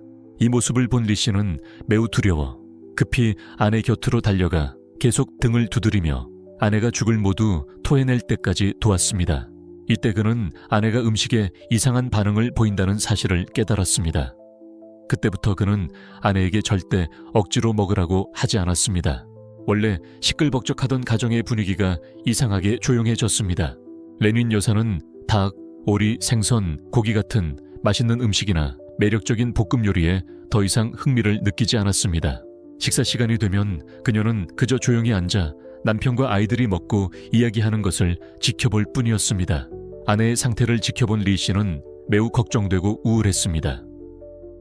다른 집들이 식사하며 웃고 떠드는 모습을 생각하면 그는 더욱 혼란스러워 아내가 무슨 병에 걸렸는지 이해할 수 없었습니다. 그렇다면 이 미용실 주인이 아무것도 먹지 않는다면 무엇으로 생명을 유지한 것일까요? 알고 보니 무의식 중에 그녀는 매일 일정량의 물만 섭취하는 아주 특별한 습관을 형성하게 되었습니다. 그러나 이 물도 매우 특별했습니다. 왜 그렇게 말할까요? 그녀는 뜨거운 물이나 다른 음료를 극도로 싫어했기 때문이며 아주 차가운 얼음물을 마셨습니다. 아내가 물을 마실 때마다 리 씨는 냉장고에서 얼음을 꺼내 잘게 부수고 약간의 정수물과 섞은 뒤에야 아내에게 주어 허기를 달래게 했습니다. 놀라운 것은 그녀의 이 기이한 습관이 무려 5년 동안 유지되었다는 점입니다. 비록 아무것도 먹지 않았지만 가족들이 음식을 차려놓으면 그녀의 몸은 딸꾹질이라는 특이한 반응을 보였습니다. 식사 시간이 되면 모두가 식사를 시작할 때 그녀는 트림을 하기 시작했는데 매번 약 20분 동안 지속되었고 매일 정해진 시간에 반복되었습니다. 트림을 하고 나면 그녀는 배가 부르고 더 이상 배고픔을 느끼지 않았습니다. 그렇게 해서 랭윈 여사는 매일 아무것도 먹지 않고 차가운 물만 마셨습니다. 과연 인간이 아무것도 먹지 않고 물만 보충하면서 정상적으로 살 수 있을까요? 이 일은 당연히 사람들에게 큰 의심을 불러일으켰습니다. 광활한 자연세계에서 물만으로 살아가고 성장하는 생물은 아마도 식물뿐일 것입니다. 그러나 식물도 광합성을 통해 물질 대사를 하더라도 토양의 도움을 완전히 벗어날 수 없습니다. 하지만 랭윈 여사의 상태는 아무것도 먹지 않고 물만 마시는 것이 매우 특별하다고 여겨졌습니다. 얼마 지나지 않아 랭윈 여사가 아무것도 먹지 않고 물만 마시며 5년 동안 건강하게 살았다는 이야기가 온 사방에 퍼졌습니다. 많은 방송국과 신문사가 촬영과 보도를 위해 찾아와 가장 의심스러운 가설들을 제시했습니다. 그러나 랭윈 여사의 기이한 이야기를 들은 많은 이웃과 친구들은 분명 그녀가 어떤 고수의 지도를 받아 전설 속의 단식 수련법을 성공적으로 익힌 것이라고 생각했습니다. 무협 소설을 읽거나 관련 영화를 본 사람이라면 이 용어가 낯설지 않을 것입니다. 단식에 대한 가장 오래된 기록은 중국의 상고시대 책에서 유래했습니다. 그 중에는 공기만으로 살아가는 사람은 오래 살 것이라는 말이 있습니다. 이 비법은 고대 중국의 봉건 시대부터 나타났습니다. 전설에 따르면 높은 산에 한 신선이 살았는데 그는 일반 곡식을 먹지 않고 바람을 마시고 이슬을 마시며 생존할 수 있었다고 합니다. 뿐만 아니라 그 신선의 피부는 눈처럼 희고 체격은 청년처럼 건강했습니다. 그는 종종 구름을 타고 용을 몰며 사방을 유유자적하게 여행하며 살았습니다. 또한 옛 중국의 고서에는 먹지 않으면 죽지 않고 신이 된다는 말도 있습니다. 이러한 이론들의 뒷받침으로 도교는 일찍이 형성되고 발전하여 민간에 전해졌습니다. 주목할 점은 이른바 단식 비법이 단순히 완전한 절식이 아니라 종종 특별한 식품과 함께 수행된다는 것입니다. 예를 들어 도가 제자들이 폐곡수를 수련할 때 복령, 대추와 같은 재료를 사용하여 전통 의학 방법으로 그것들을 가공합니다.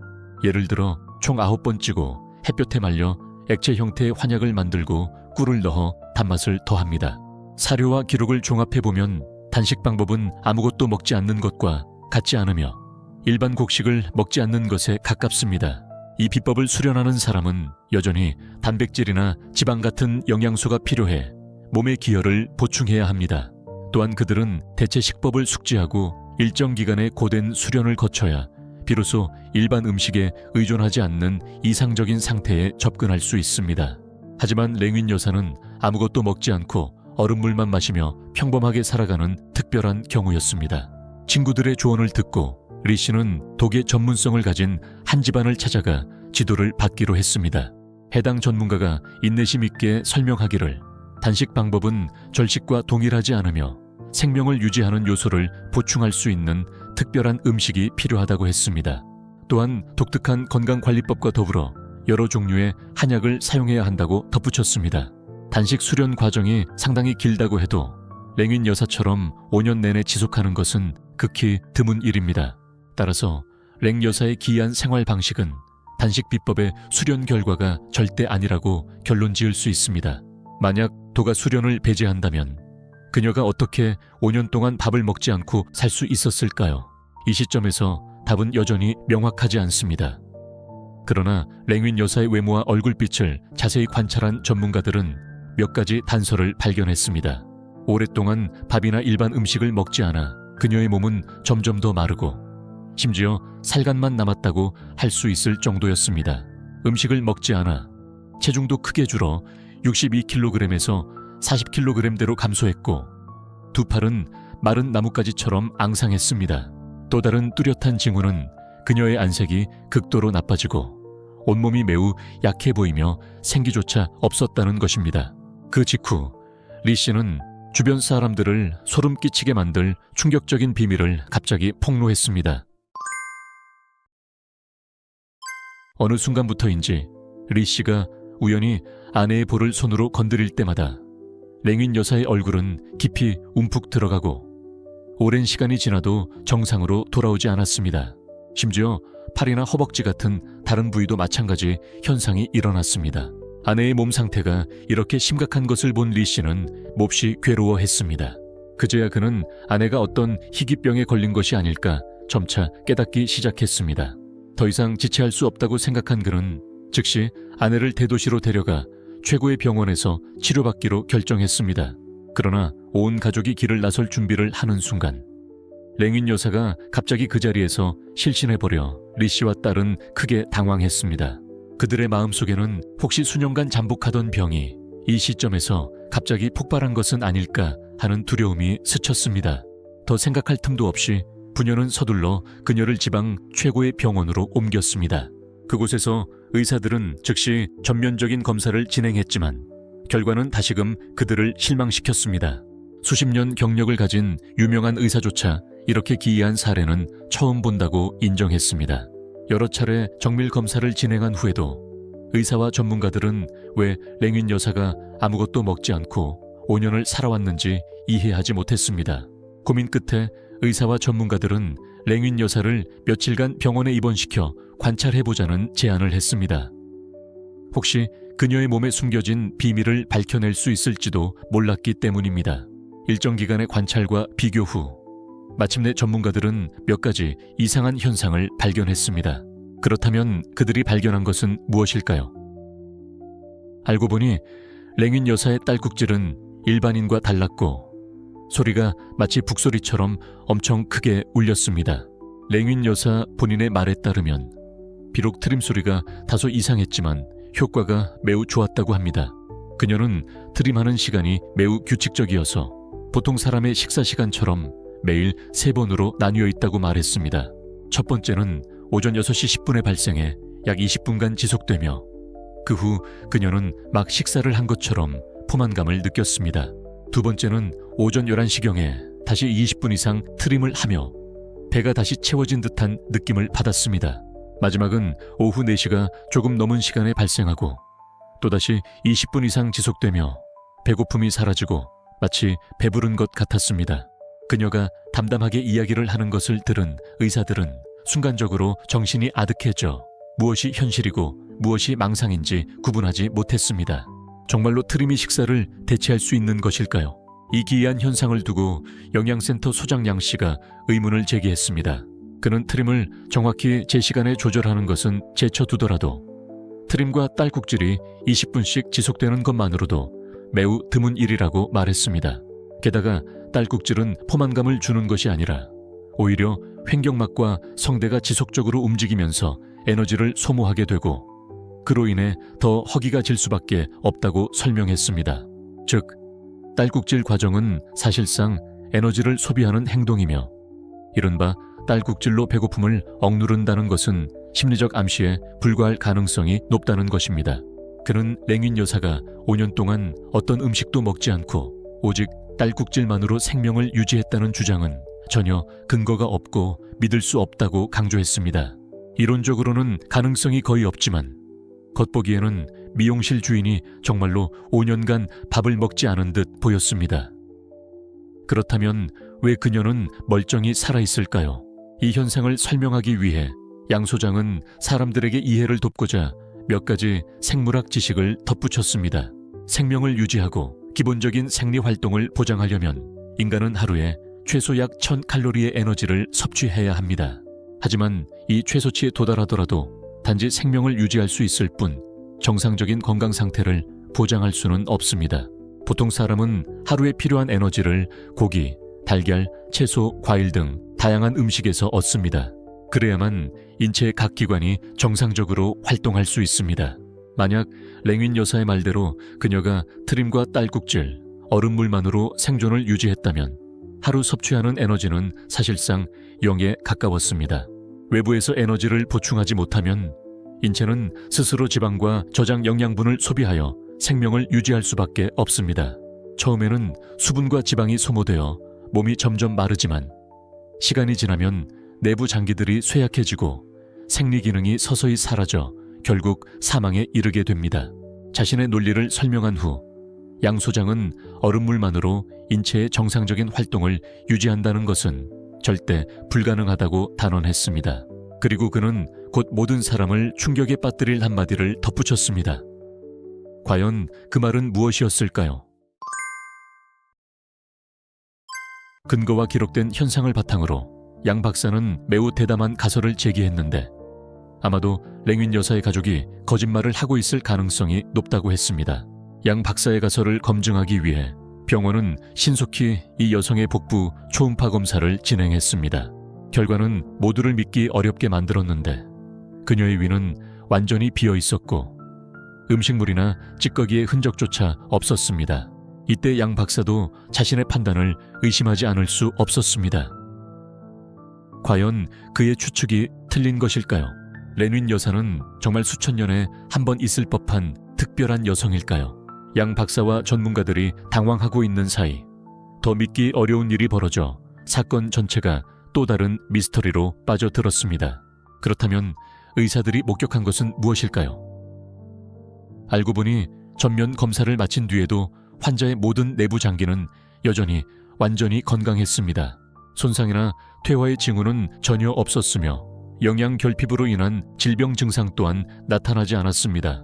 수년간 에너지를 섭취하지 않았는데도 내장이 보통 사람과 다를 바 없었고 대사 과정도 정상적으로 이루어져 영향을 전혀 받지 않은 점은 현재 모든 의학 이론과 완전히 배치되는 사실이었습니다. 이 일이 과연 진실일까요? 아니면 거짓일까요? 과학은 어떤 사실을 놓친 것일까요? 아니면 이것이 자연에 불가해한 미스터리일까요? 비록 의사들은 여전히 혼란에 빠져 있었지만 그들은 과학을 절대적으로 믿었습니다. 연구를 계속 깊이 파고들면 반드시 이 현상 속에 숨겨진 답을 찾을 수 있다고 확신했습니다. 사건이 막다른 길에 다다르자 한 의사가 갑자기 아이디어가 떠올라 환자의 소변 검사를 제안했습니다. 소변 검사가 무엇일까요?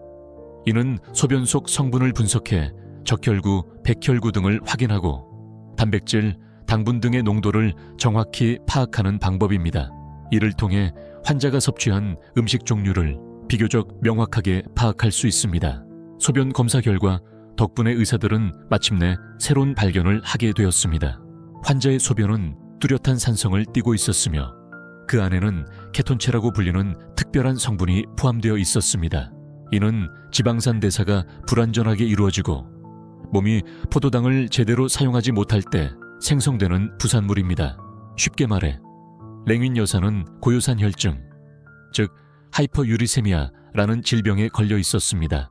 일반적으로 이 질병은 유전, 생활습관, 성별, 연령 등의 요인과 관련이 있습니다. 정밀한 선별 검사를 거친 후 의사들은 유전, 나이, 성별로 인한 원인을 배제했습니다. 따라서 그녀의 질병은 일상적인 식습관과 밀접한 관련이 있다는 결론에 도달했습니다. 내장, 해산물, 맥주 같은 음식은 고요산 혈증을 유발하기 쉽습니다. 이러한 음식을 장기간 섭취하면 혈중 요산 수치가 급격히 높아져 위 질병으로 이어질 수 있습니다. 이론과 소변 검사 결과를 종합한 끝에 의사들은 그녀가 5년 동안 아무것도 먹지 않았다는 소문이 완전히 허구라는 사실을 확신했습니다. 오히려 그녀는 내장류나 해산물 같은 음식을 자주 먹었습니다. 위에서 음식 흔적이 발견되지 않은 것은 단지 검사 며칠 전부터 음식을 먹지 않았기 때문이었습니다. 그렇다면 과연 랭윈 여사의 가족은 정말 거짓말을 하고 있었던 것일까요? 그렇다면 그 거짓말 뒤에 숨겨진 목적은 무엇일까요? 의사들이 다시 극도의 혼란에 빠졌을 때에도 부부는 꾸며낸 이야기를 결코 인정하지 않았습니다. 사람들과 대화하는 도중 리 씨는 우연히 이상한 한 가지를 언급했습니다. 약 2년 전 어느 아침 아내가 깨어났을 때 갑자기 눈을 뜰 수 없다는 사실을 발견했습니다. 리 씨는 아내의 눈가가 피처럼 새빨갛고 시력이 거의 사라져 마치 맹인처럼 보이는 것을 보고 깜짝 놀라 두려워했습니다. 믿기 어렵게도 그렇게 한 달 넘게 지낸 뒤 그녀의 두 눈은 기적처럼 스스로 회복되었습니다. 그러나 이상한 현상은 계속 이어졌습니다. 그 후 얼마 지나지 않아 그녀는 한동안 목소리를 잃었습니다. 하지만 놀랍게도 그녀는 마치 아무 일도 없었던 것처럼 완전히 회복되었습니다. 리 씨의 이야기를 들은 의사들은 경악하며 혹시 이 여성의 병은 몸이 아니라 심리에서 비롯된 것은 아닐까 생각했습니다. 곧바로 안과와 이비인후과 전문가들도 빠르게 나서서 그녀에게 한 번 더 종합검사를 진행했습니다. 결과는 예상대로 육체적인 이상은 전혀 발견되지 않았습니다. 그렇다면 병의 원인은 정신 내부에서 비롯될 가능성이 매우 높았습니다. 의사들은 협력하여 그녀에게 일련의 심리 전문 검사를 신속히 진행했습니다. 과연 랭윈 여사는 정말 심리적인 문제가 있었을까요? 그 답은 있다였습니다. 검사 과정에서 그녀는 중간 수준의 불안과 경미한 우울증의 특징을 분명히 드러냈습니다. 더 충격적인 것은 신체 증상 장애 항목에서 점수가 심각한 수준에 도달했다는 것이었습니다. 쉽게 말해 그녀는 매우 강력한 심리적 암시에 시달리는 정신질환을 앓고 있었으며 그 정도는 정상 범위를 훨씬 넘어 병리적 단계에 이른 것입니다. 이런 질환을 가진 사람들은 주변 환경이나 자신의 생각에 매우 쉽게 영향을 받아 비정상적인 반응을 보이게 됩니다. 그렇다면 왜 랭윈 여사는 이런 정신질환에 걸린 것일까요? 알고 보니 부모가 세상을 떠난 후 그녀는 큰 정신적 충격을 받았습니다. 게다가 과중한 업무 스트레스로 인해 육체와 정신 모두가 오랫동안 억눌렸고 그 결과 정신적인 문제가 발생했습니다. 그런데 왜 그녀는 이렇게까지 음식 섭취를 거부했을까요? 전문가에 따르면 5년 전 그녀가 찐빵을 먹고 계속 구토를 했던 사건이 원인입니다. 바로 그때 그녀는 해리성 장애가 발현되었고 마음속에 먹으면 토한다는 믿음이 심어졌습니다. 그 후부터 그녀는 스스로에게 절대 먹지 말라고 암시하게 되었습니다. 그러나 전문가들은 이런 정신질환은 보통 오래 지속될 수 없다고 지적했습니다. 그렇다면 왜 그녀의 병은 5년이나 지속된 것일까요? 아마도 내적인 원인 외에도 이 상태를 유지하고 강화시킨 외부 요인이 존재했을 가능성이 있습니다. 과학적인 분석 과정을 통해 의사들은 남편 리 씨 또한 아내에게 심리적 암시를 가하고 있을지 모른다고 의심하기 시작했습니다. 예상대로 리 씨 역시 매우 강한 자기암시 능력을 가진 사람이었습니다. 아내의 몸에서 일어난다고 여겨졌던 모든 기이한 현상은 사실 부부 사이의 강력한 심리적 암시로 인해 나타난 마치 초자연적인 것처럼 보이는 결과였습니다. 여러분은 이 이야기에 대해 어떤 생각을 가지고 있나요? 영상 아래에 댓글을 남겨주세요. 다음 흥미롭고 독특한 이야기를 위해 구독을 누르는 것도 잊지 마세요. 여러분의 응원이 저희가 더 새롭고 매력적인 이야기를 전하는 원동력이 됩니다. 함께해 주셔서 감사드리며 다음 영상에서 또 만나 뵙겠습니다.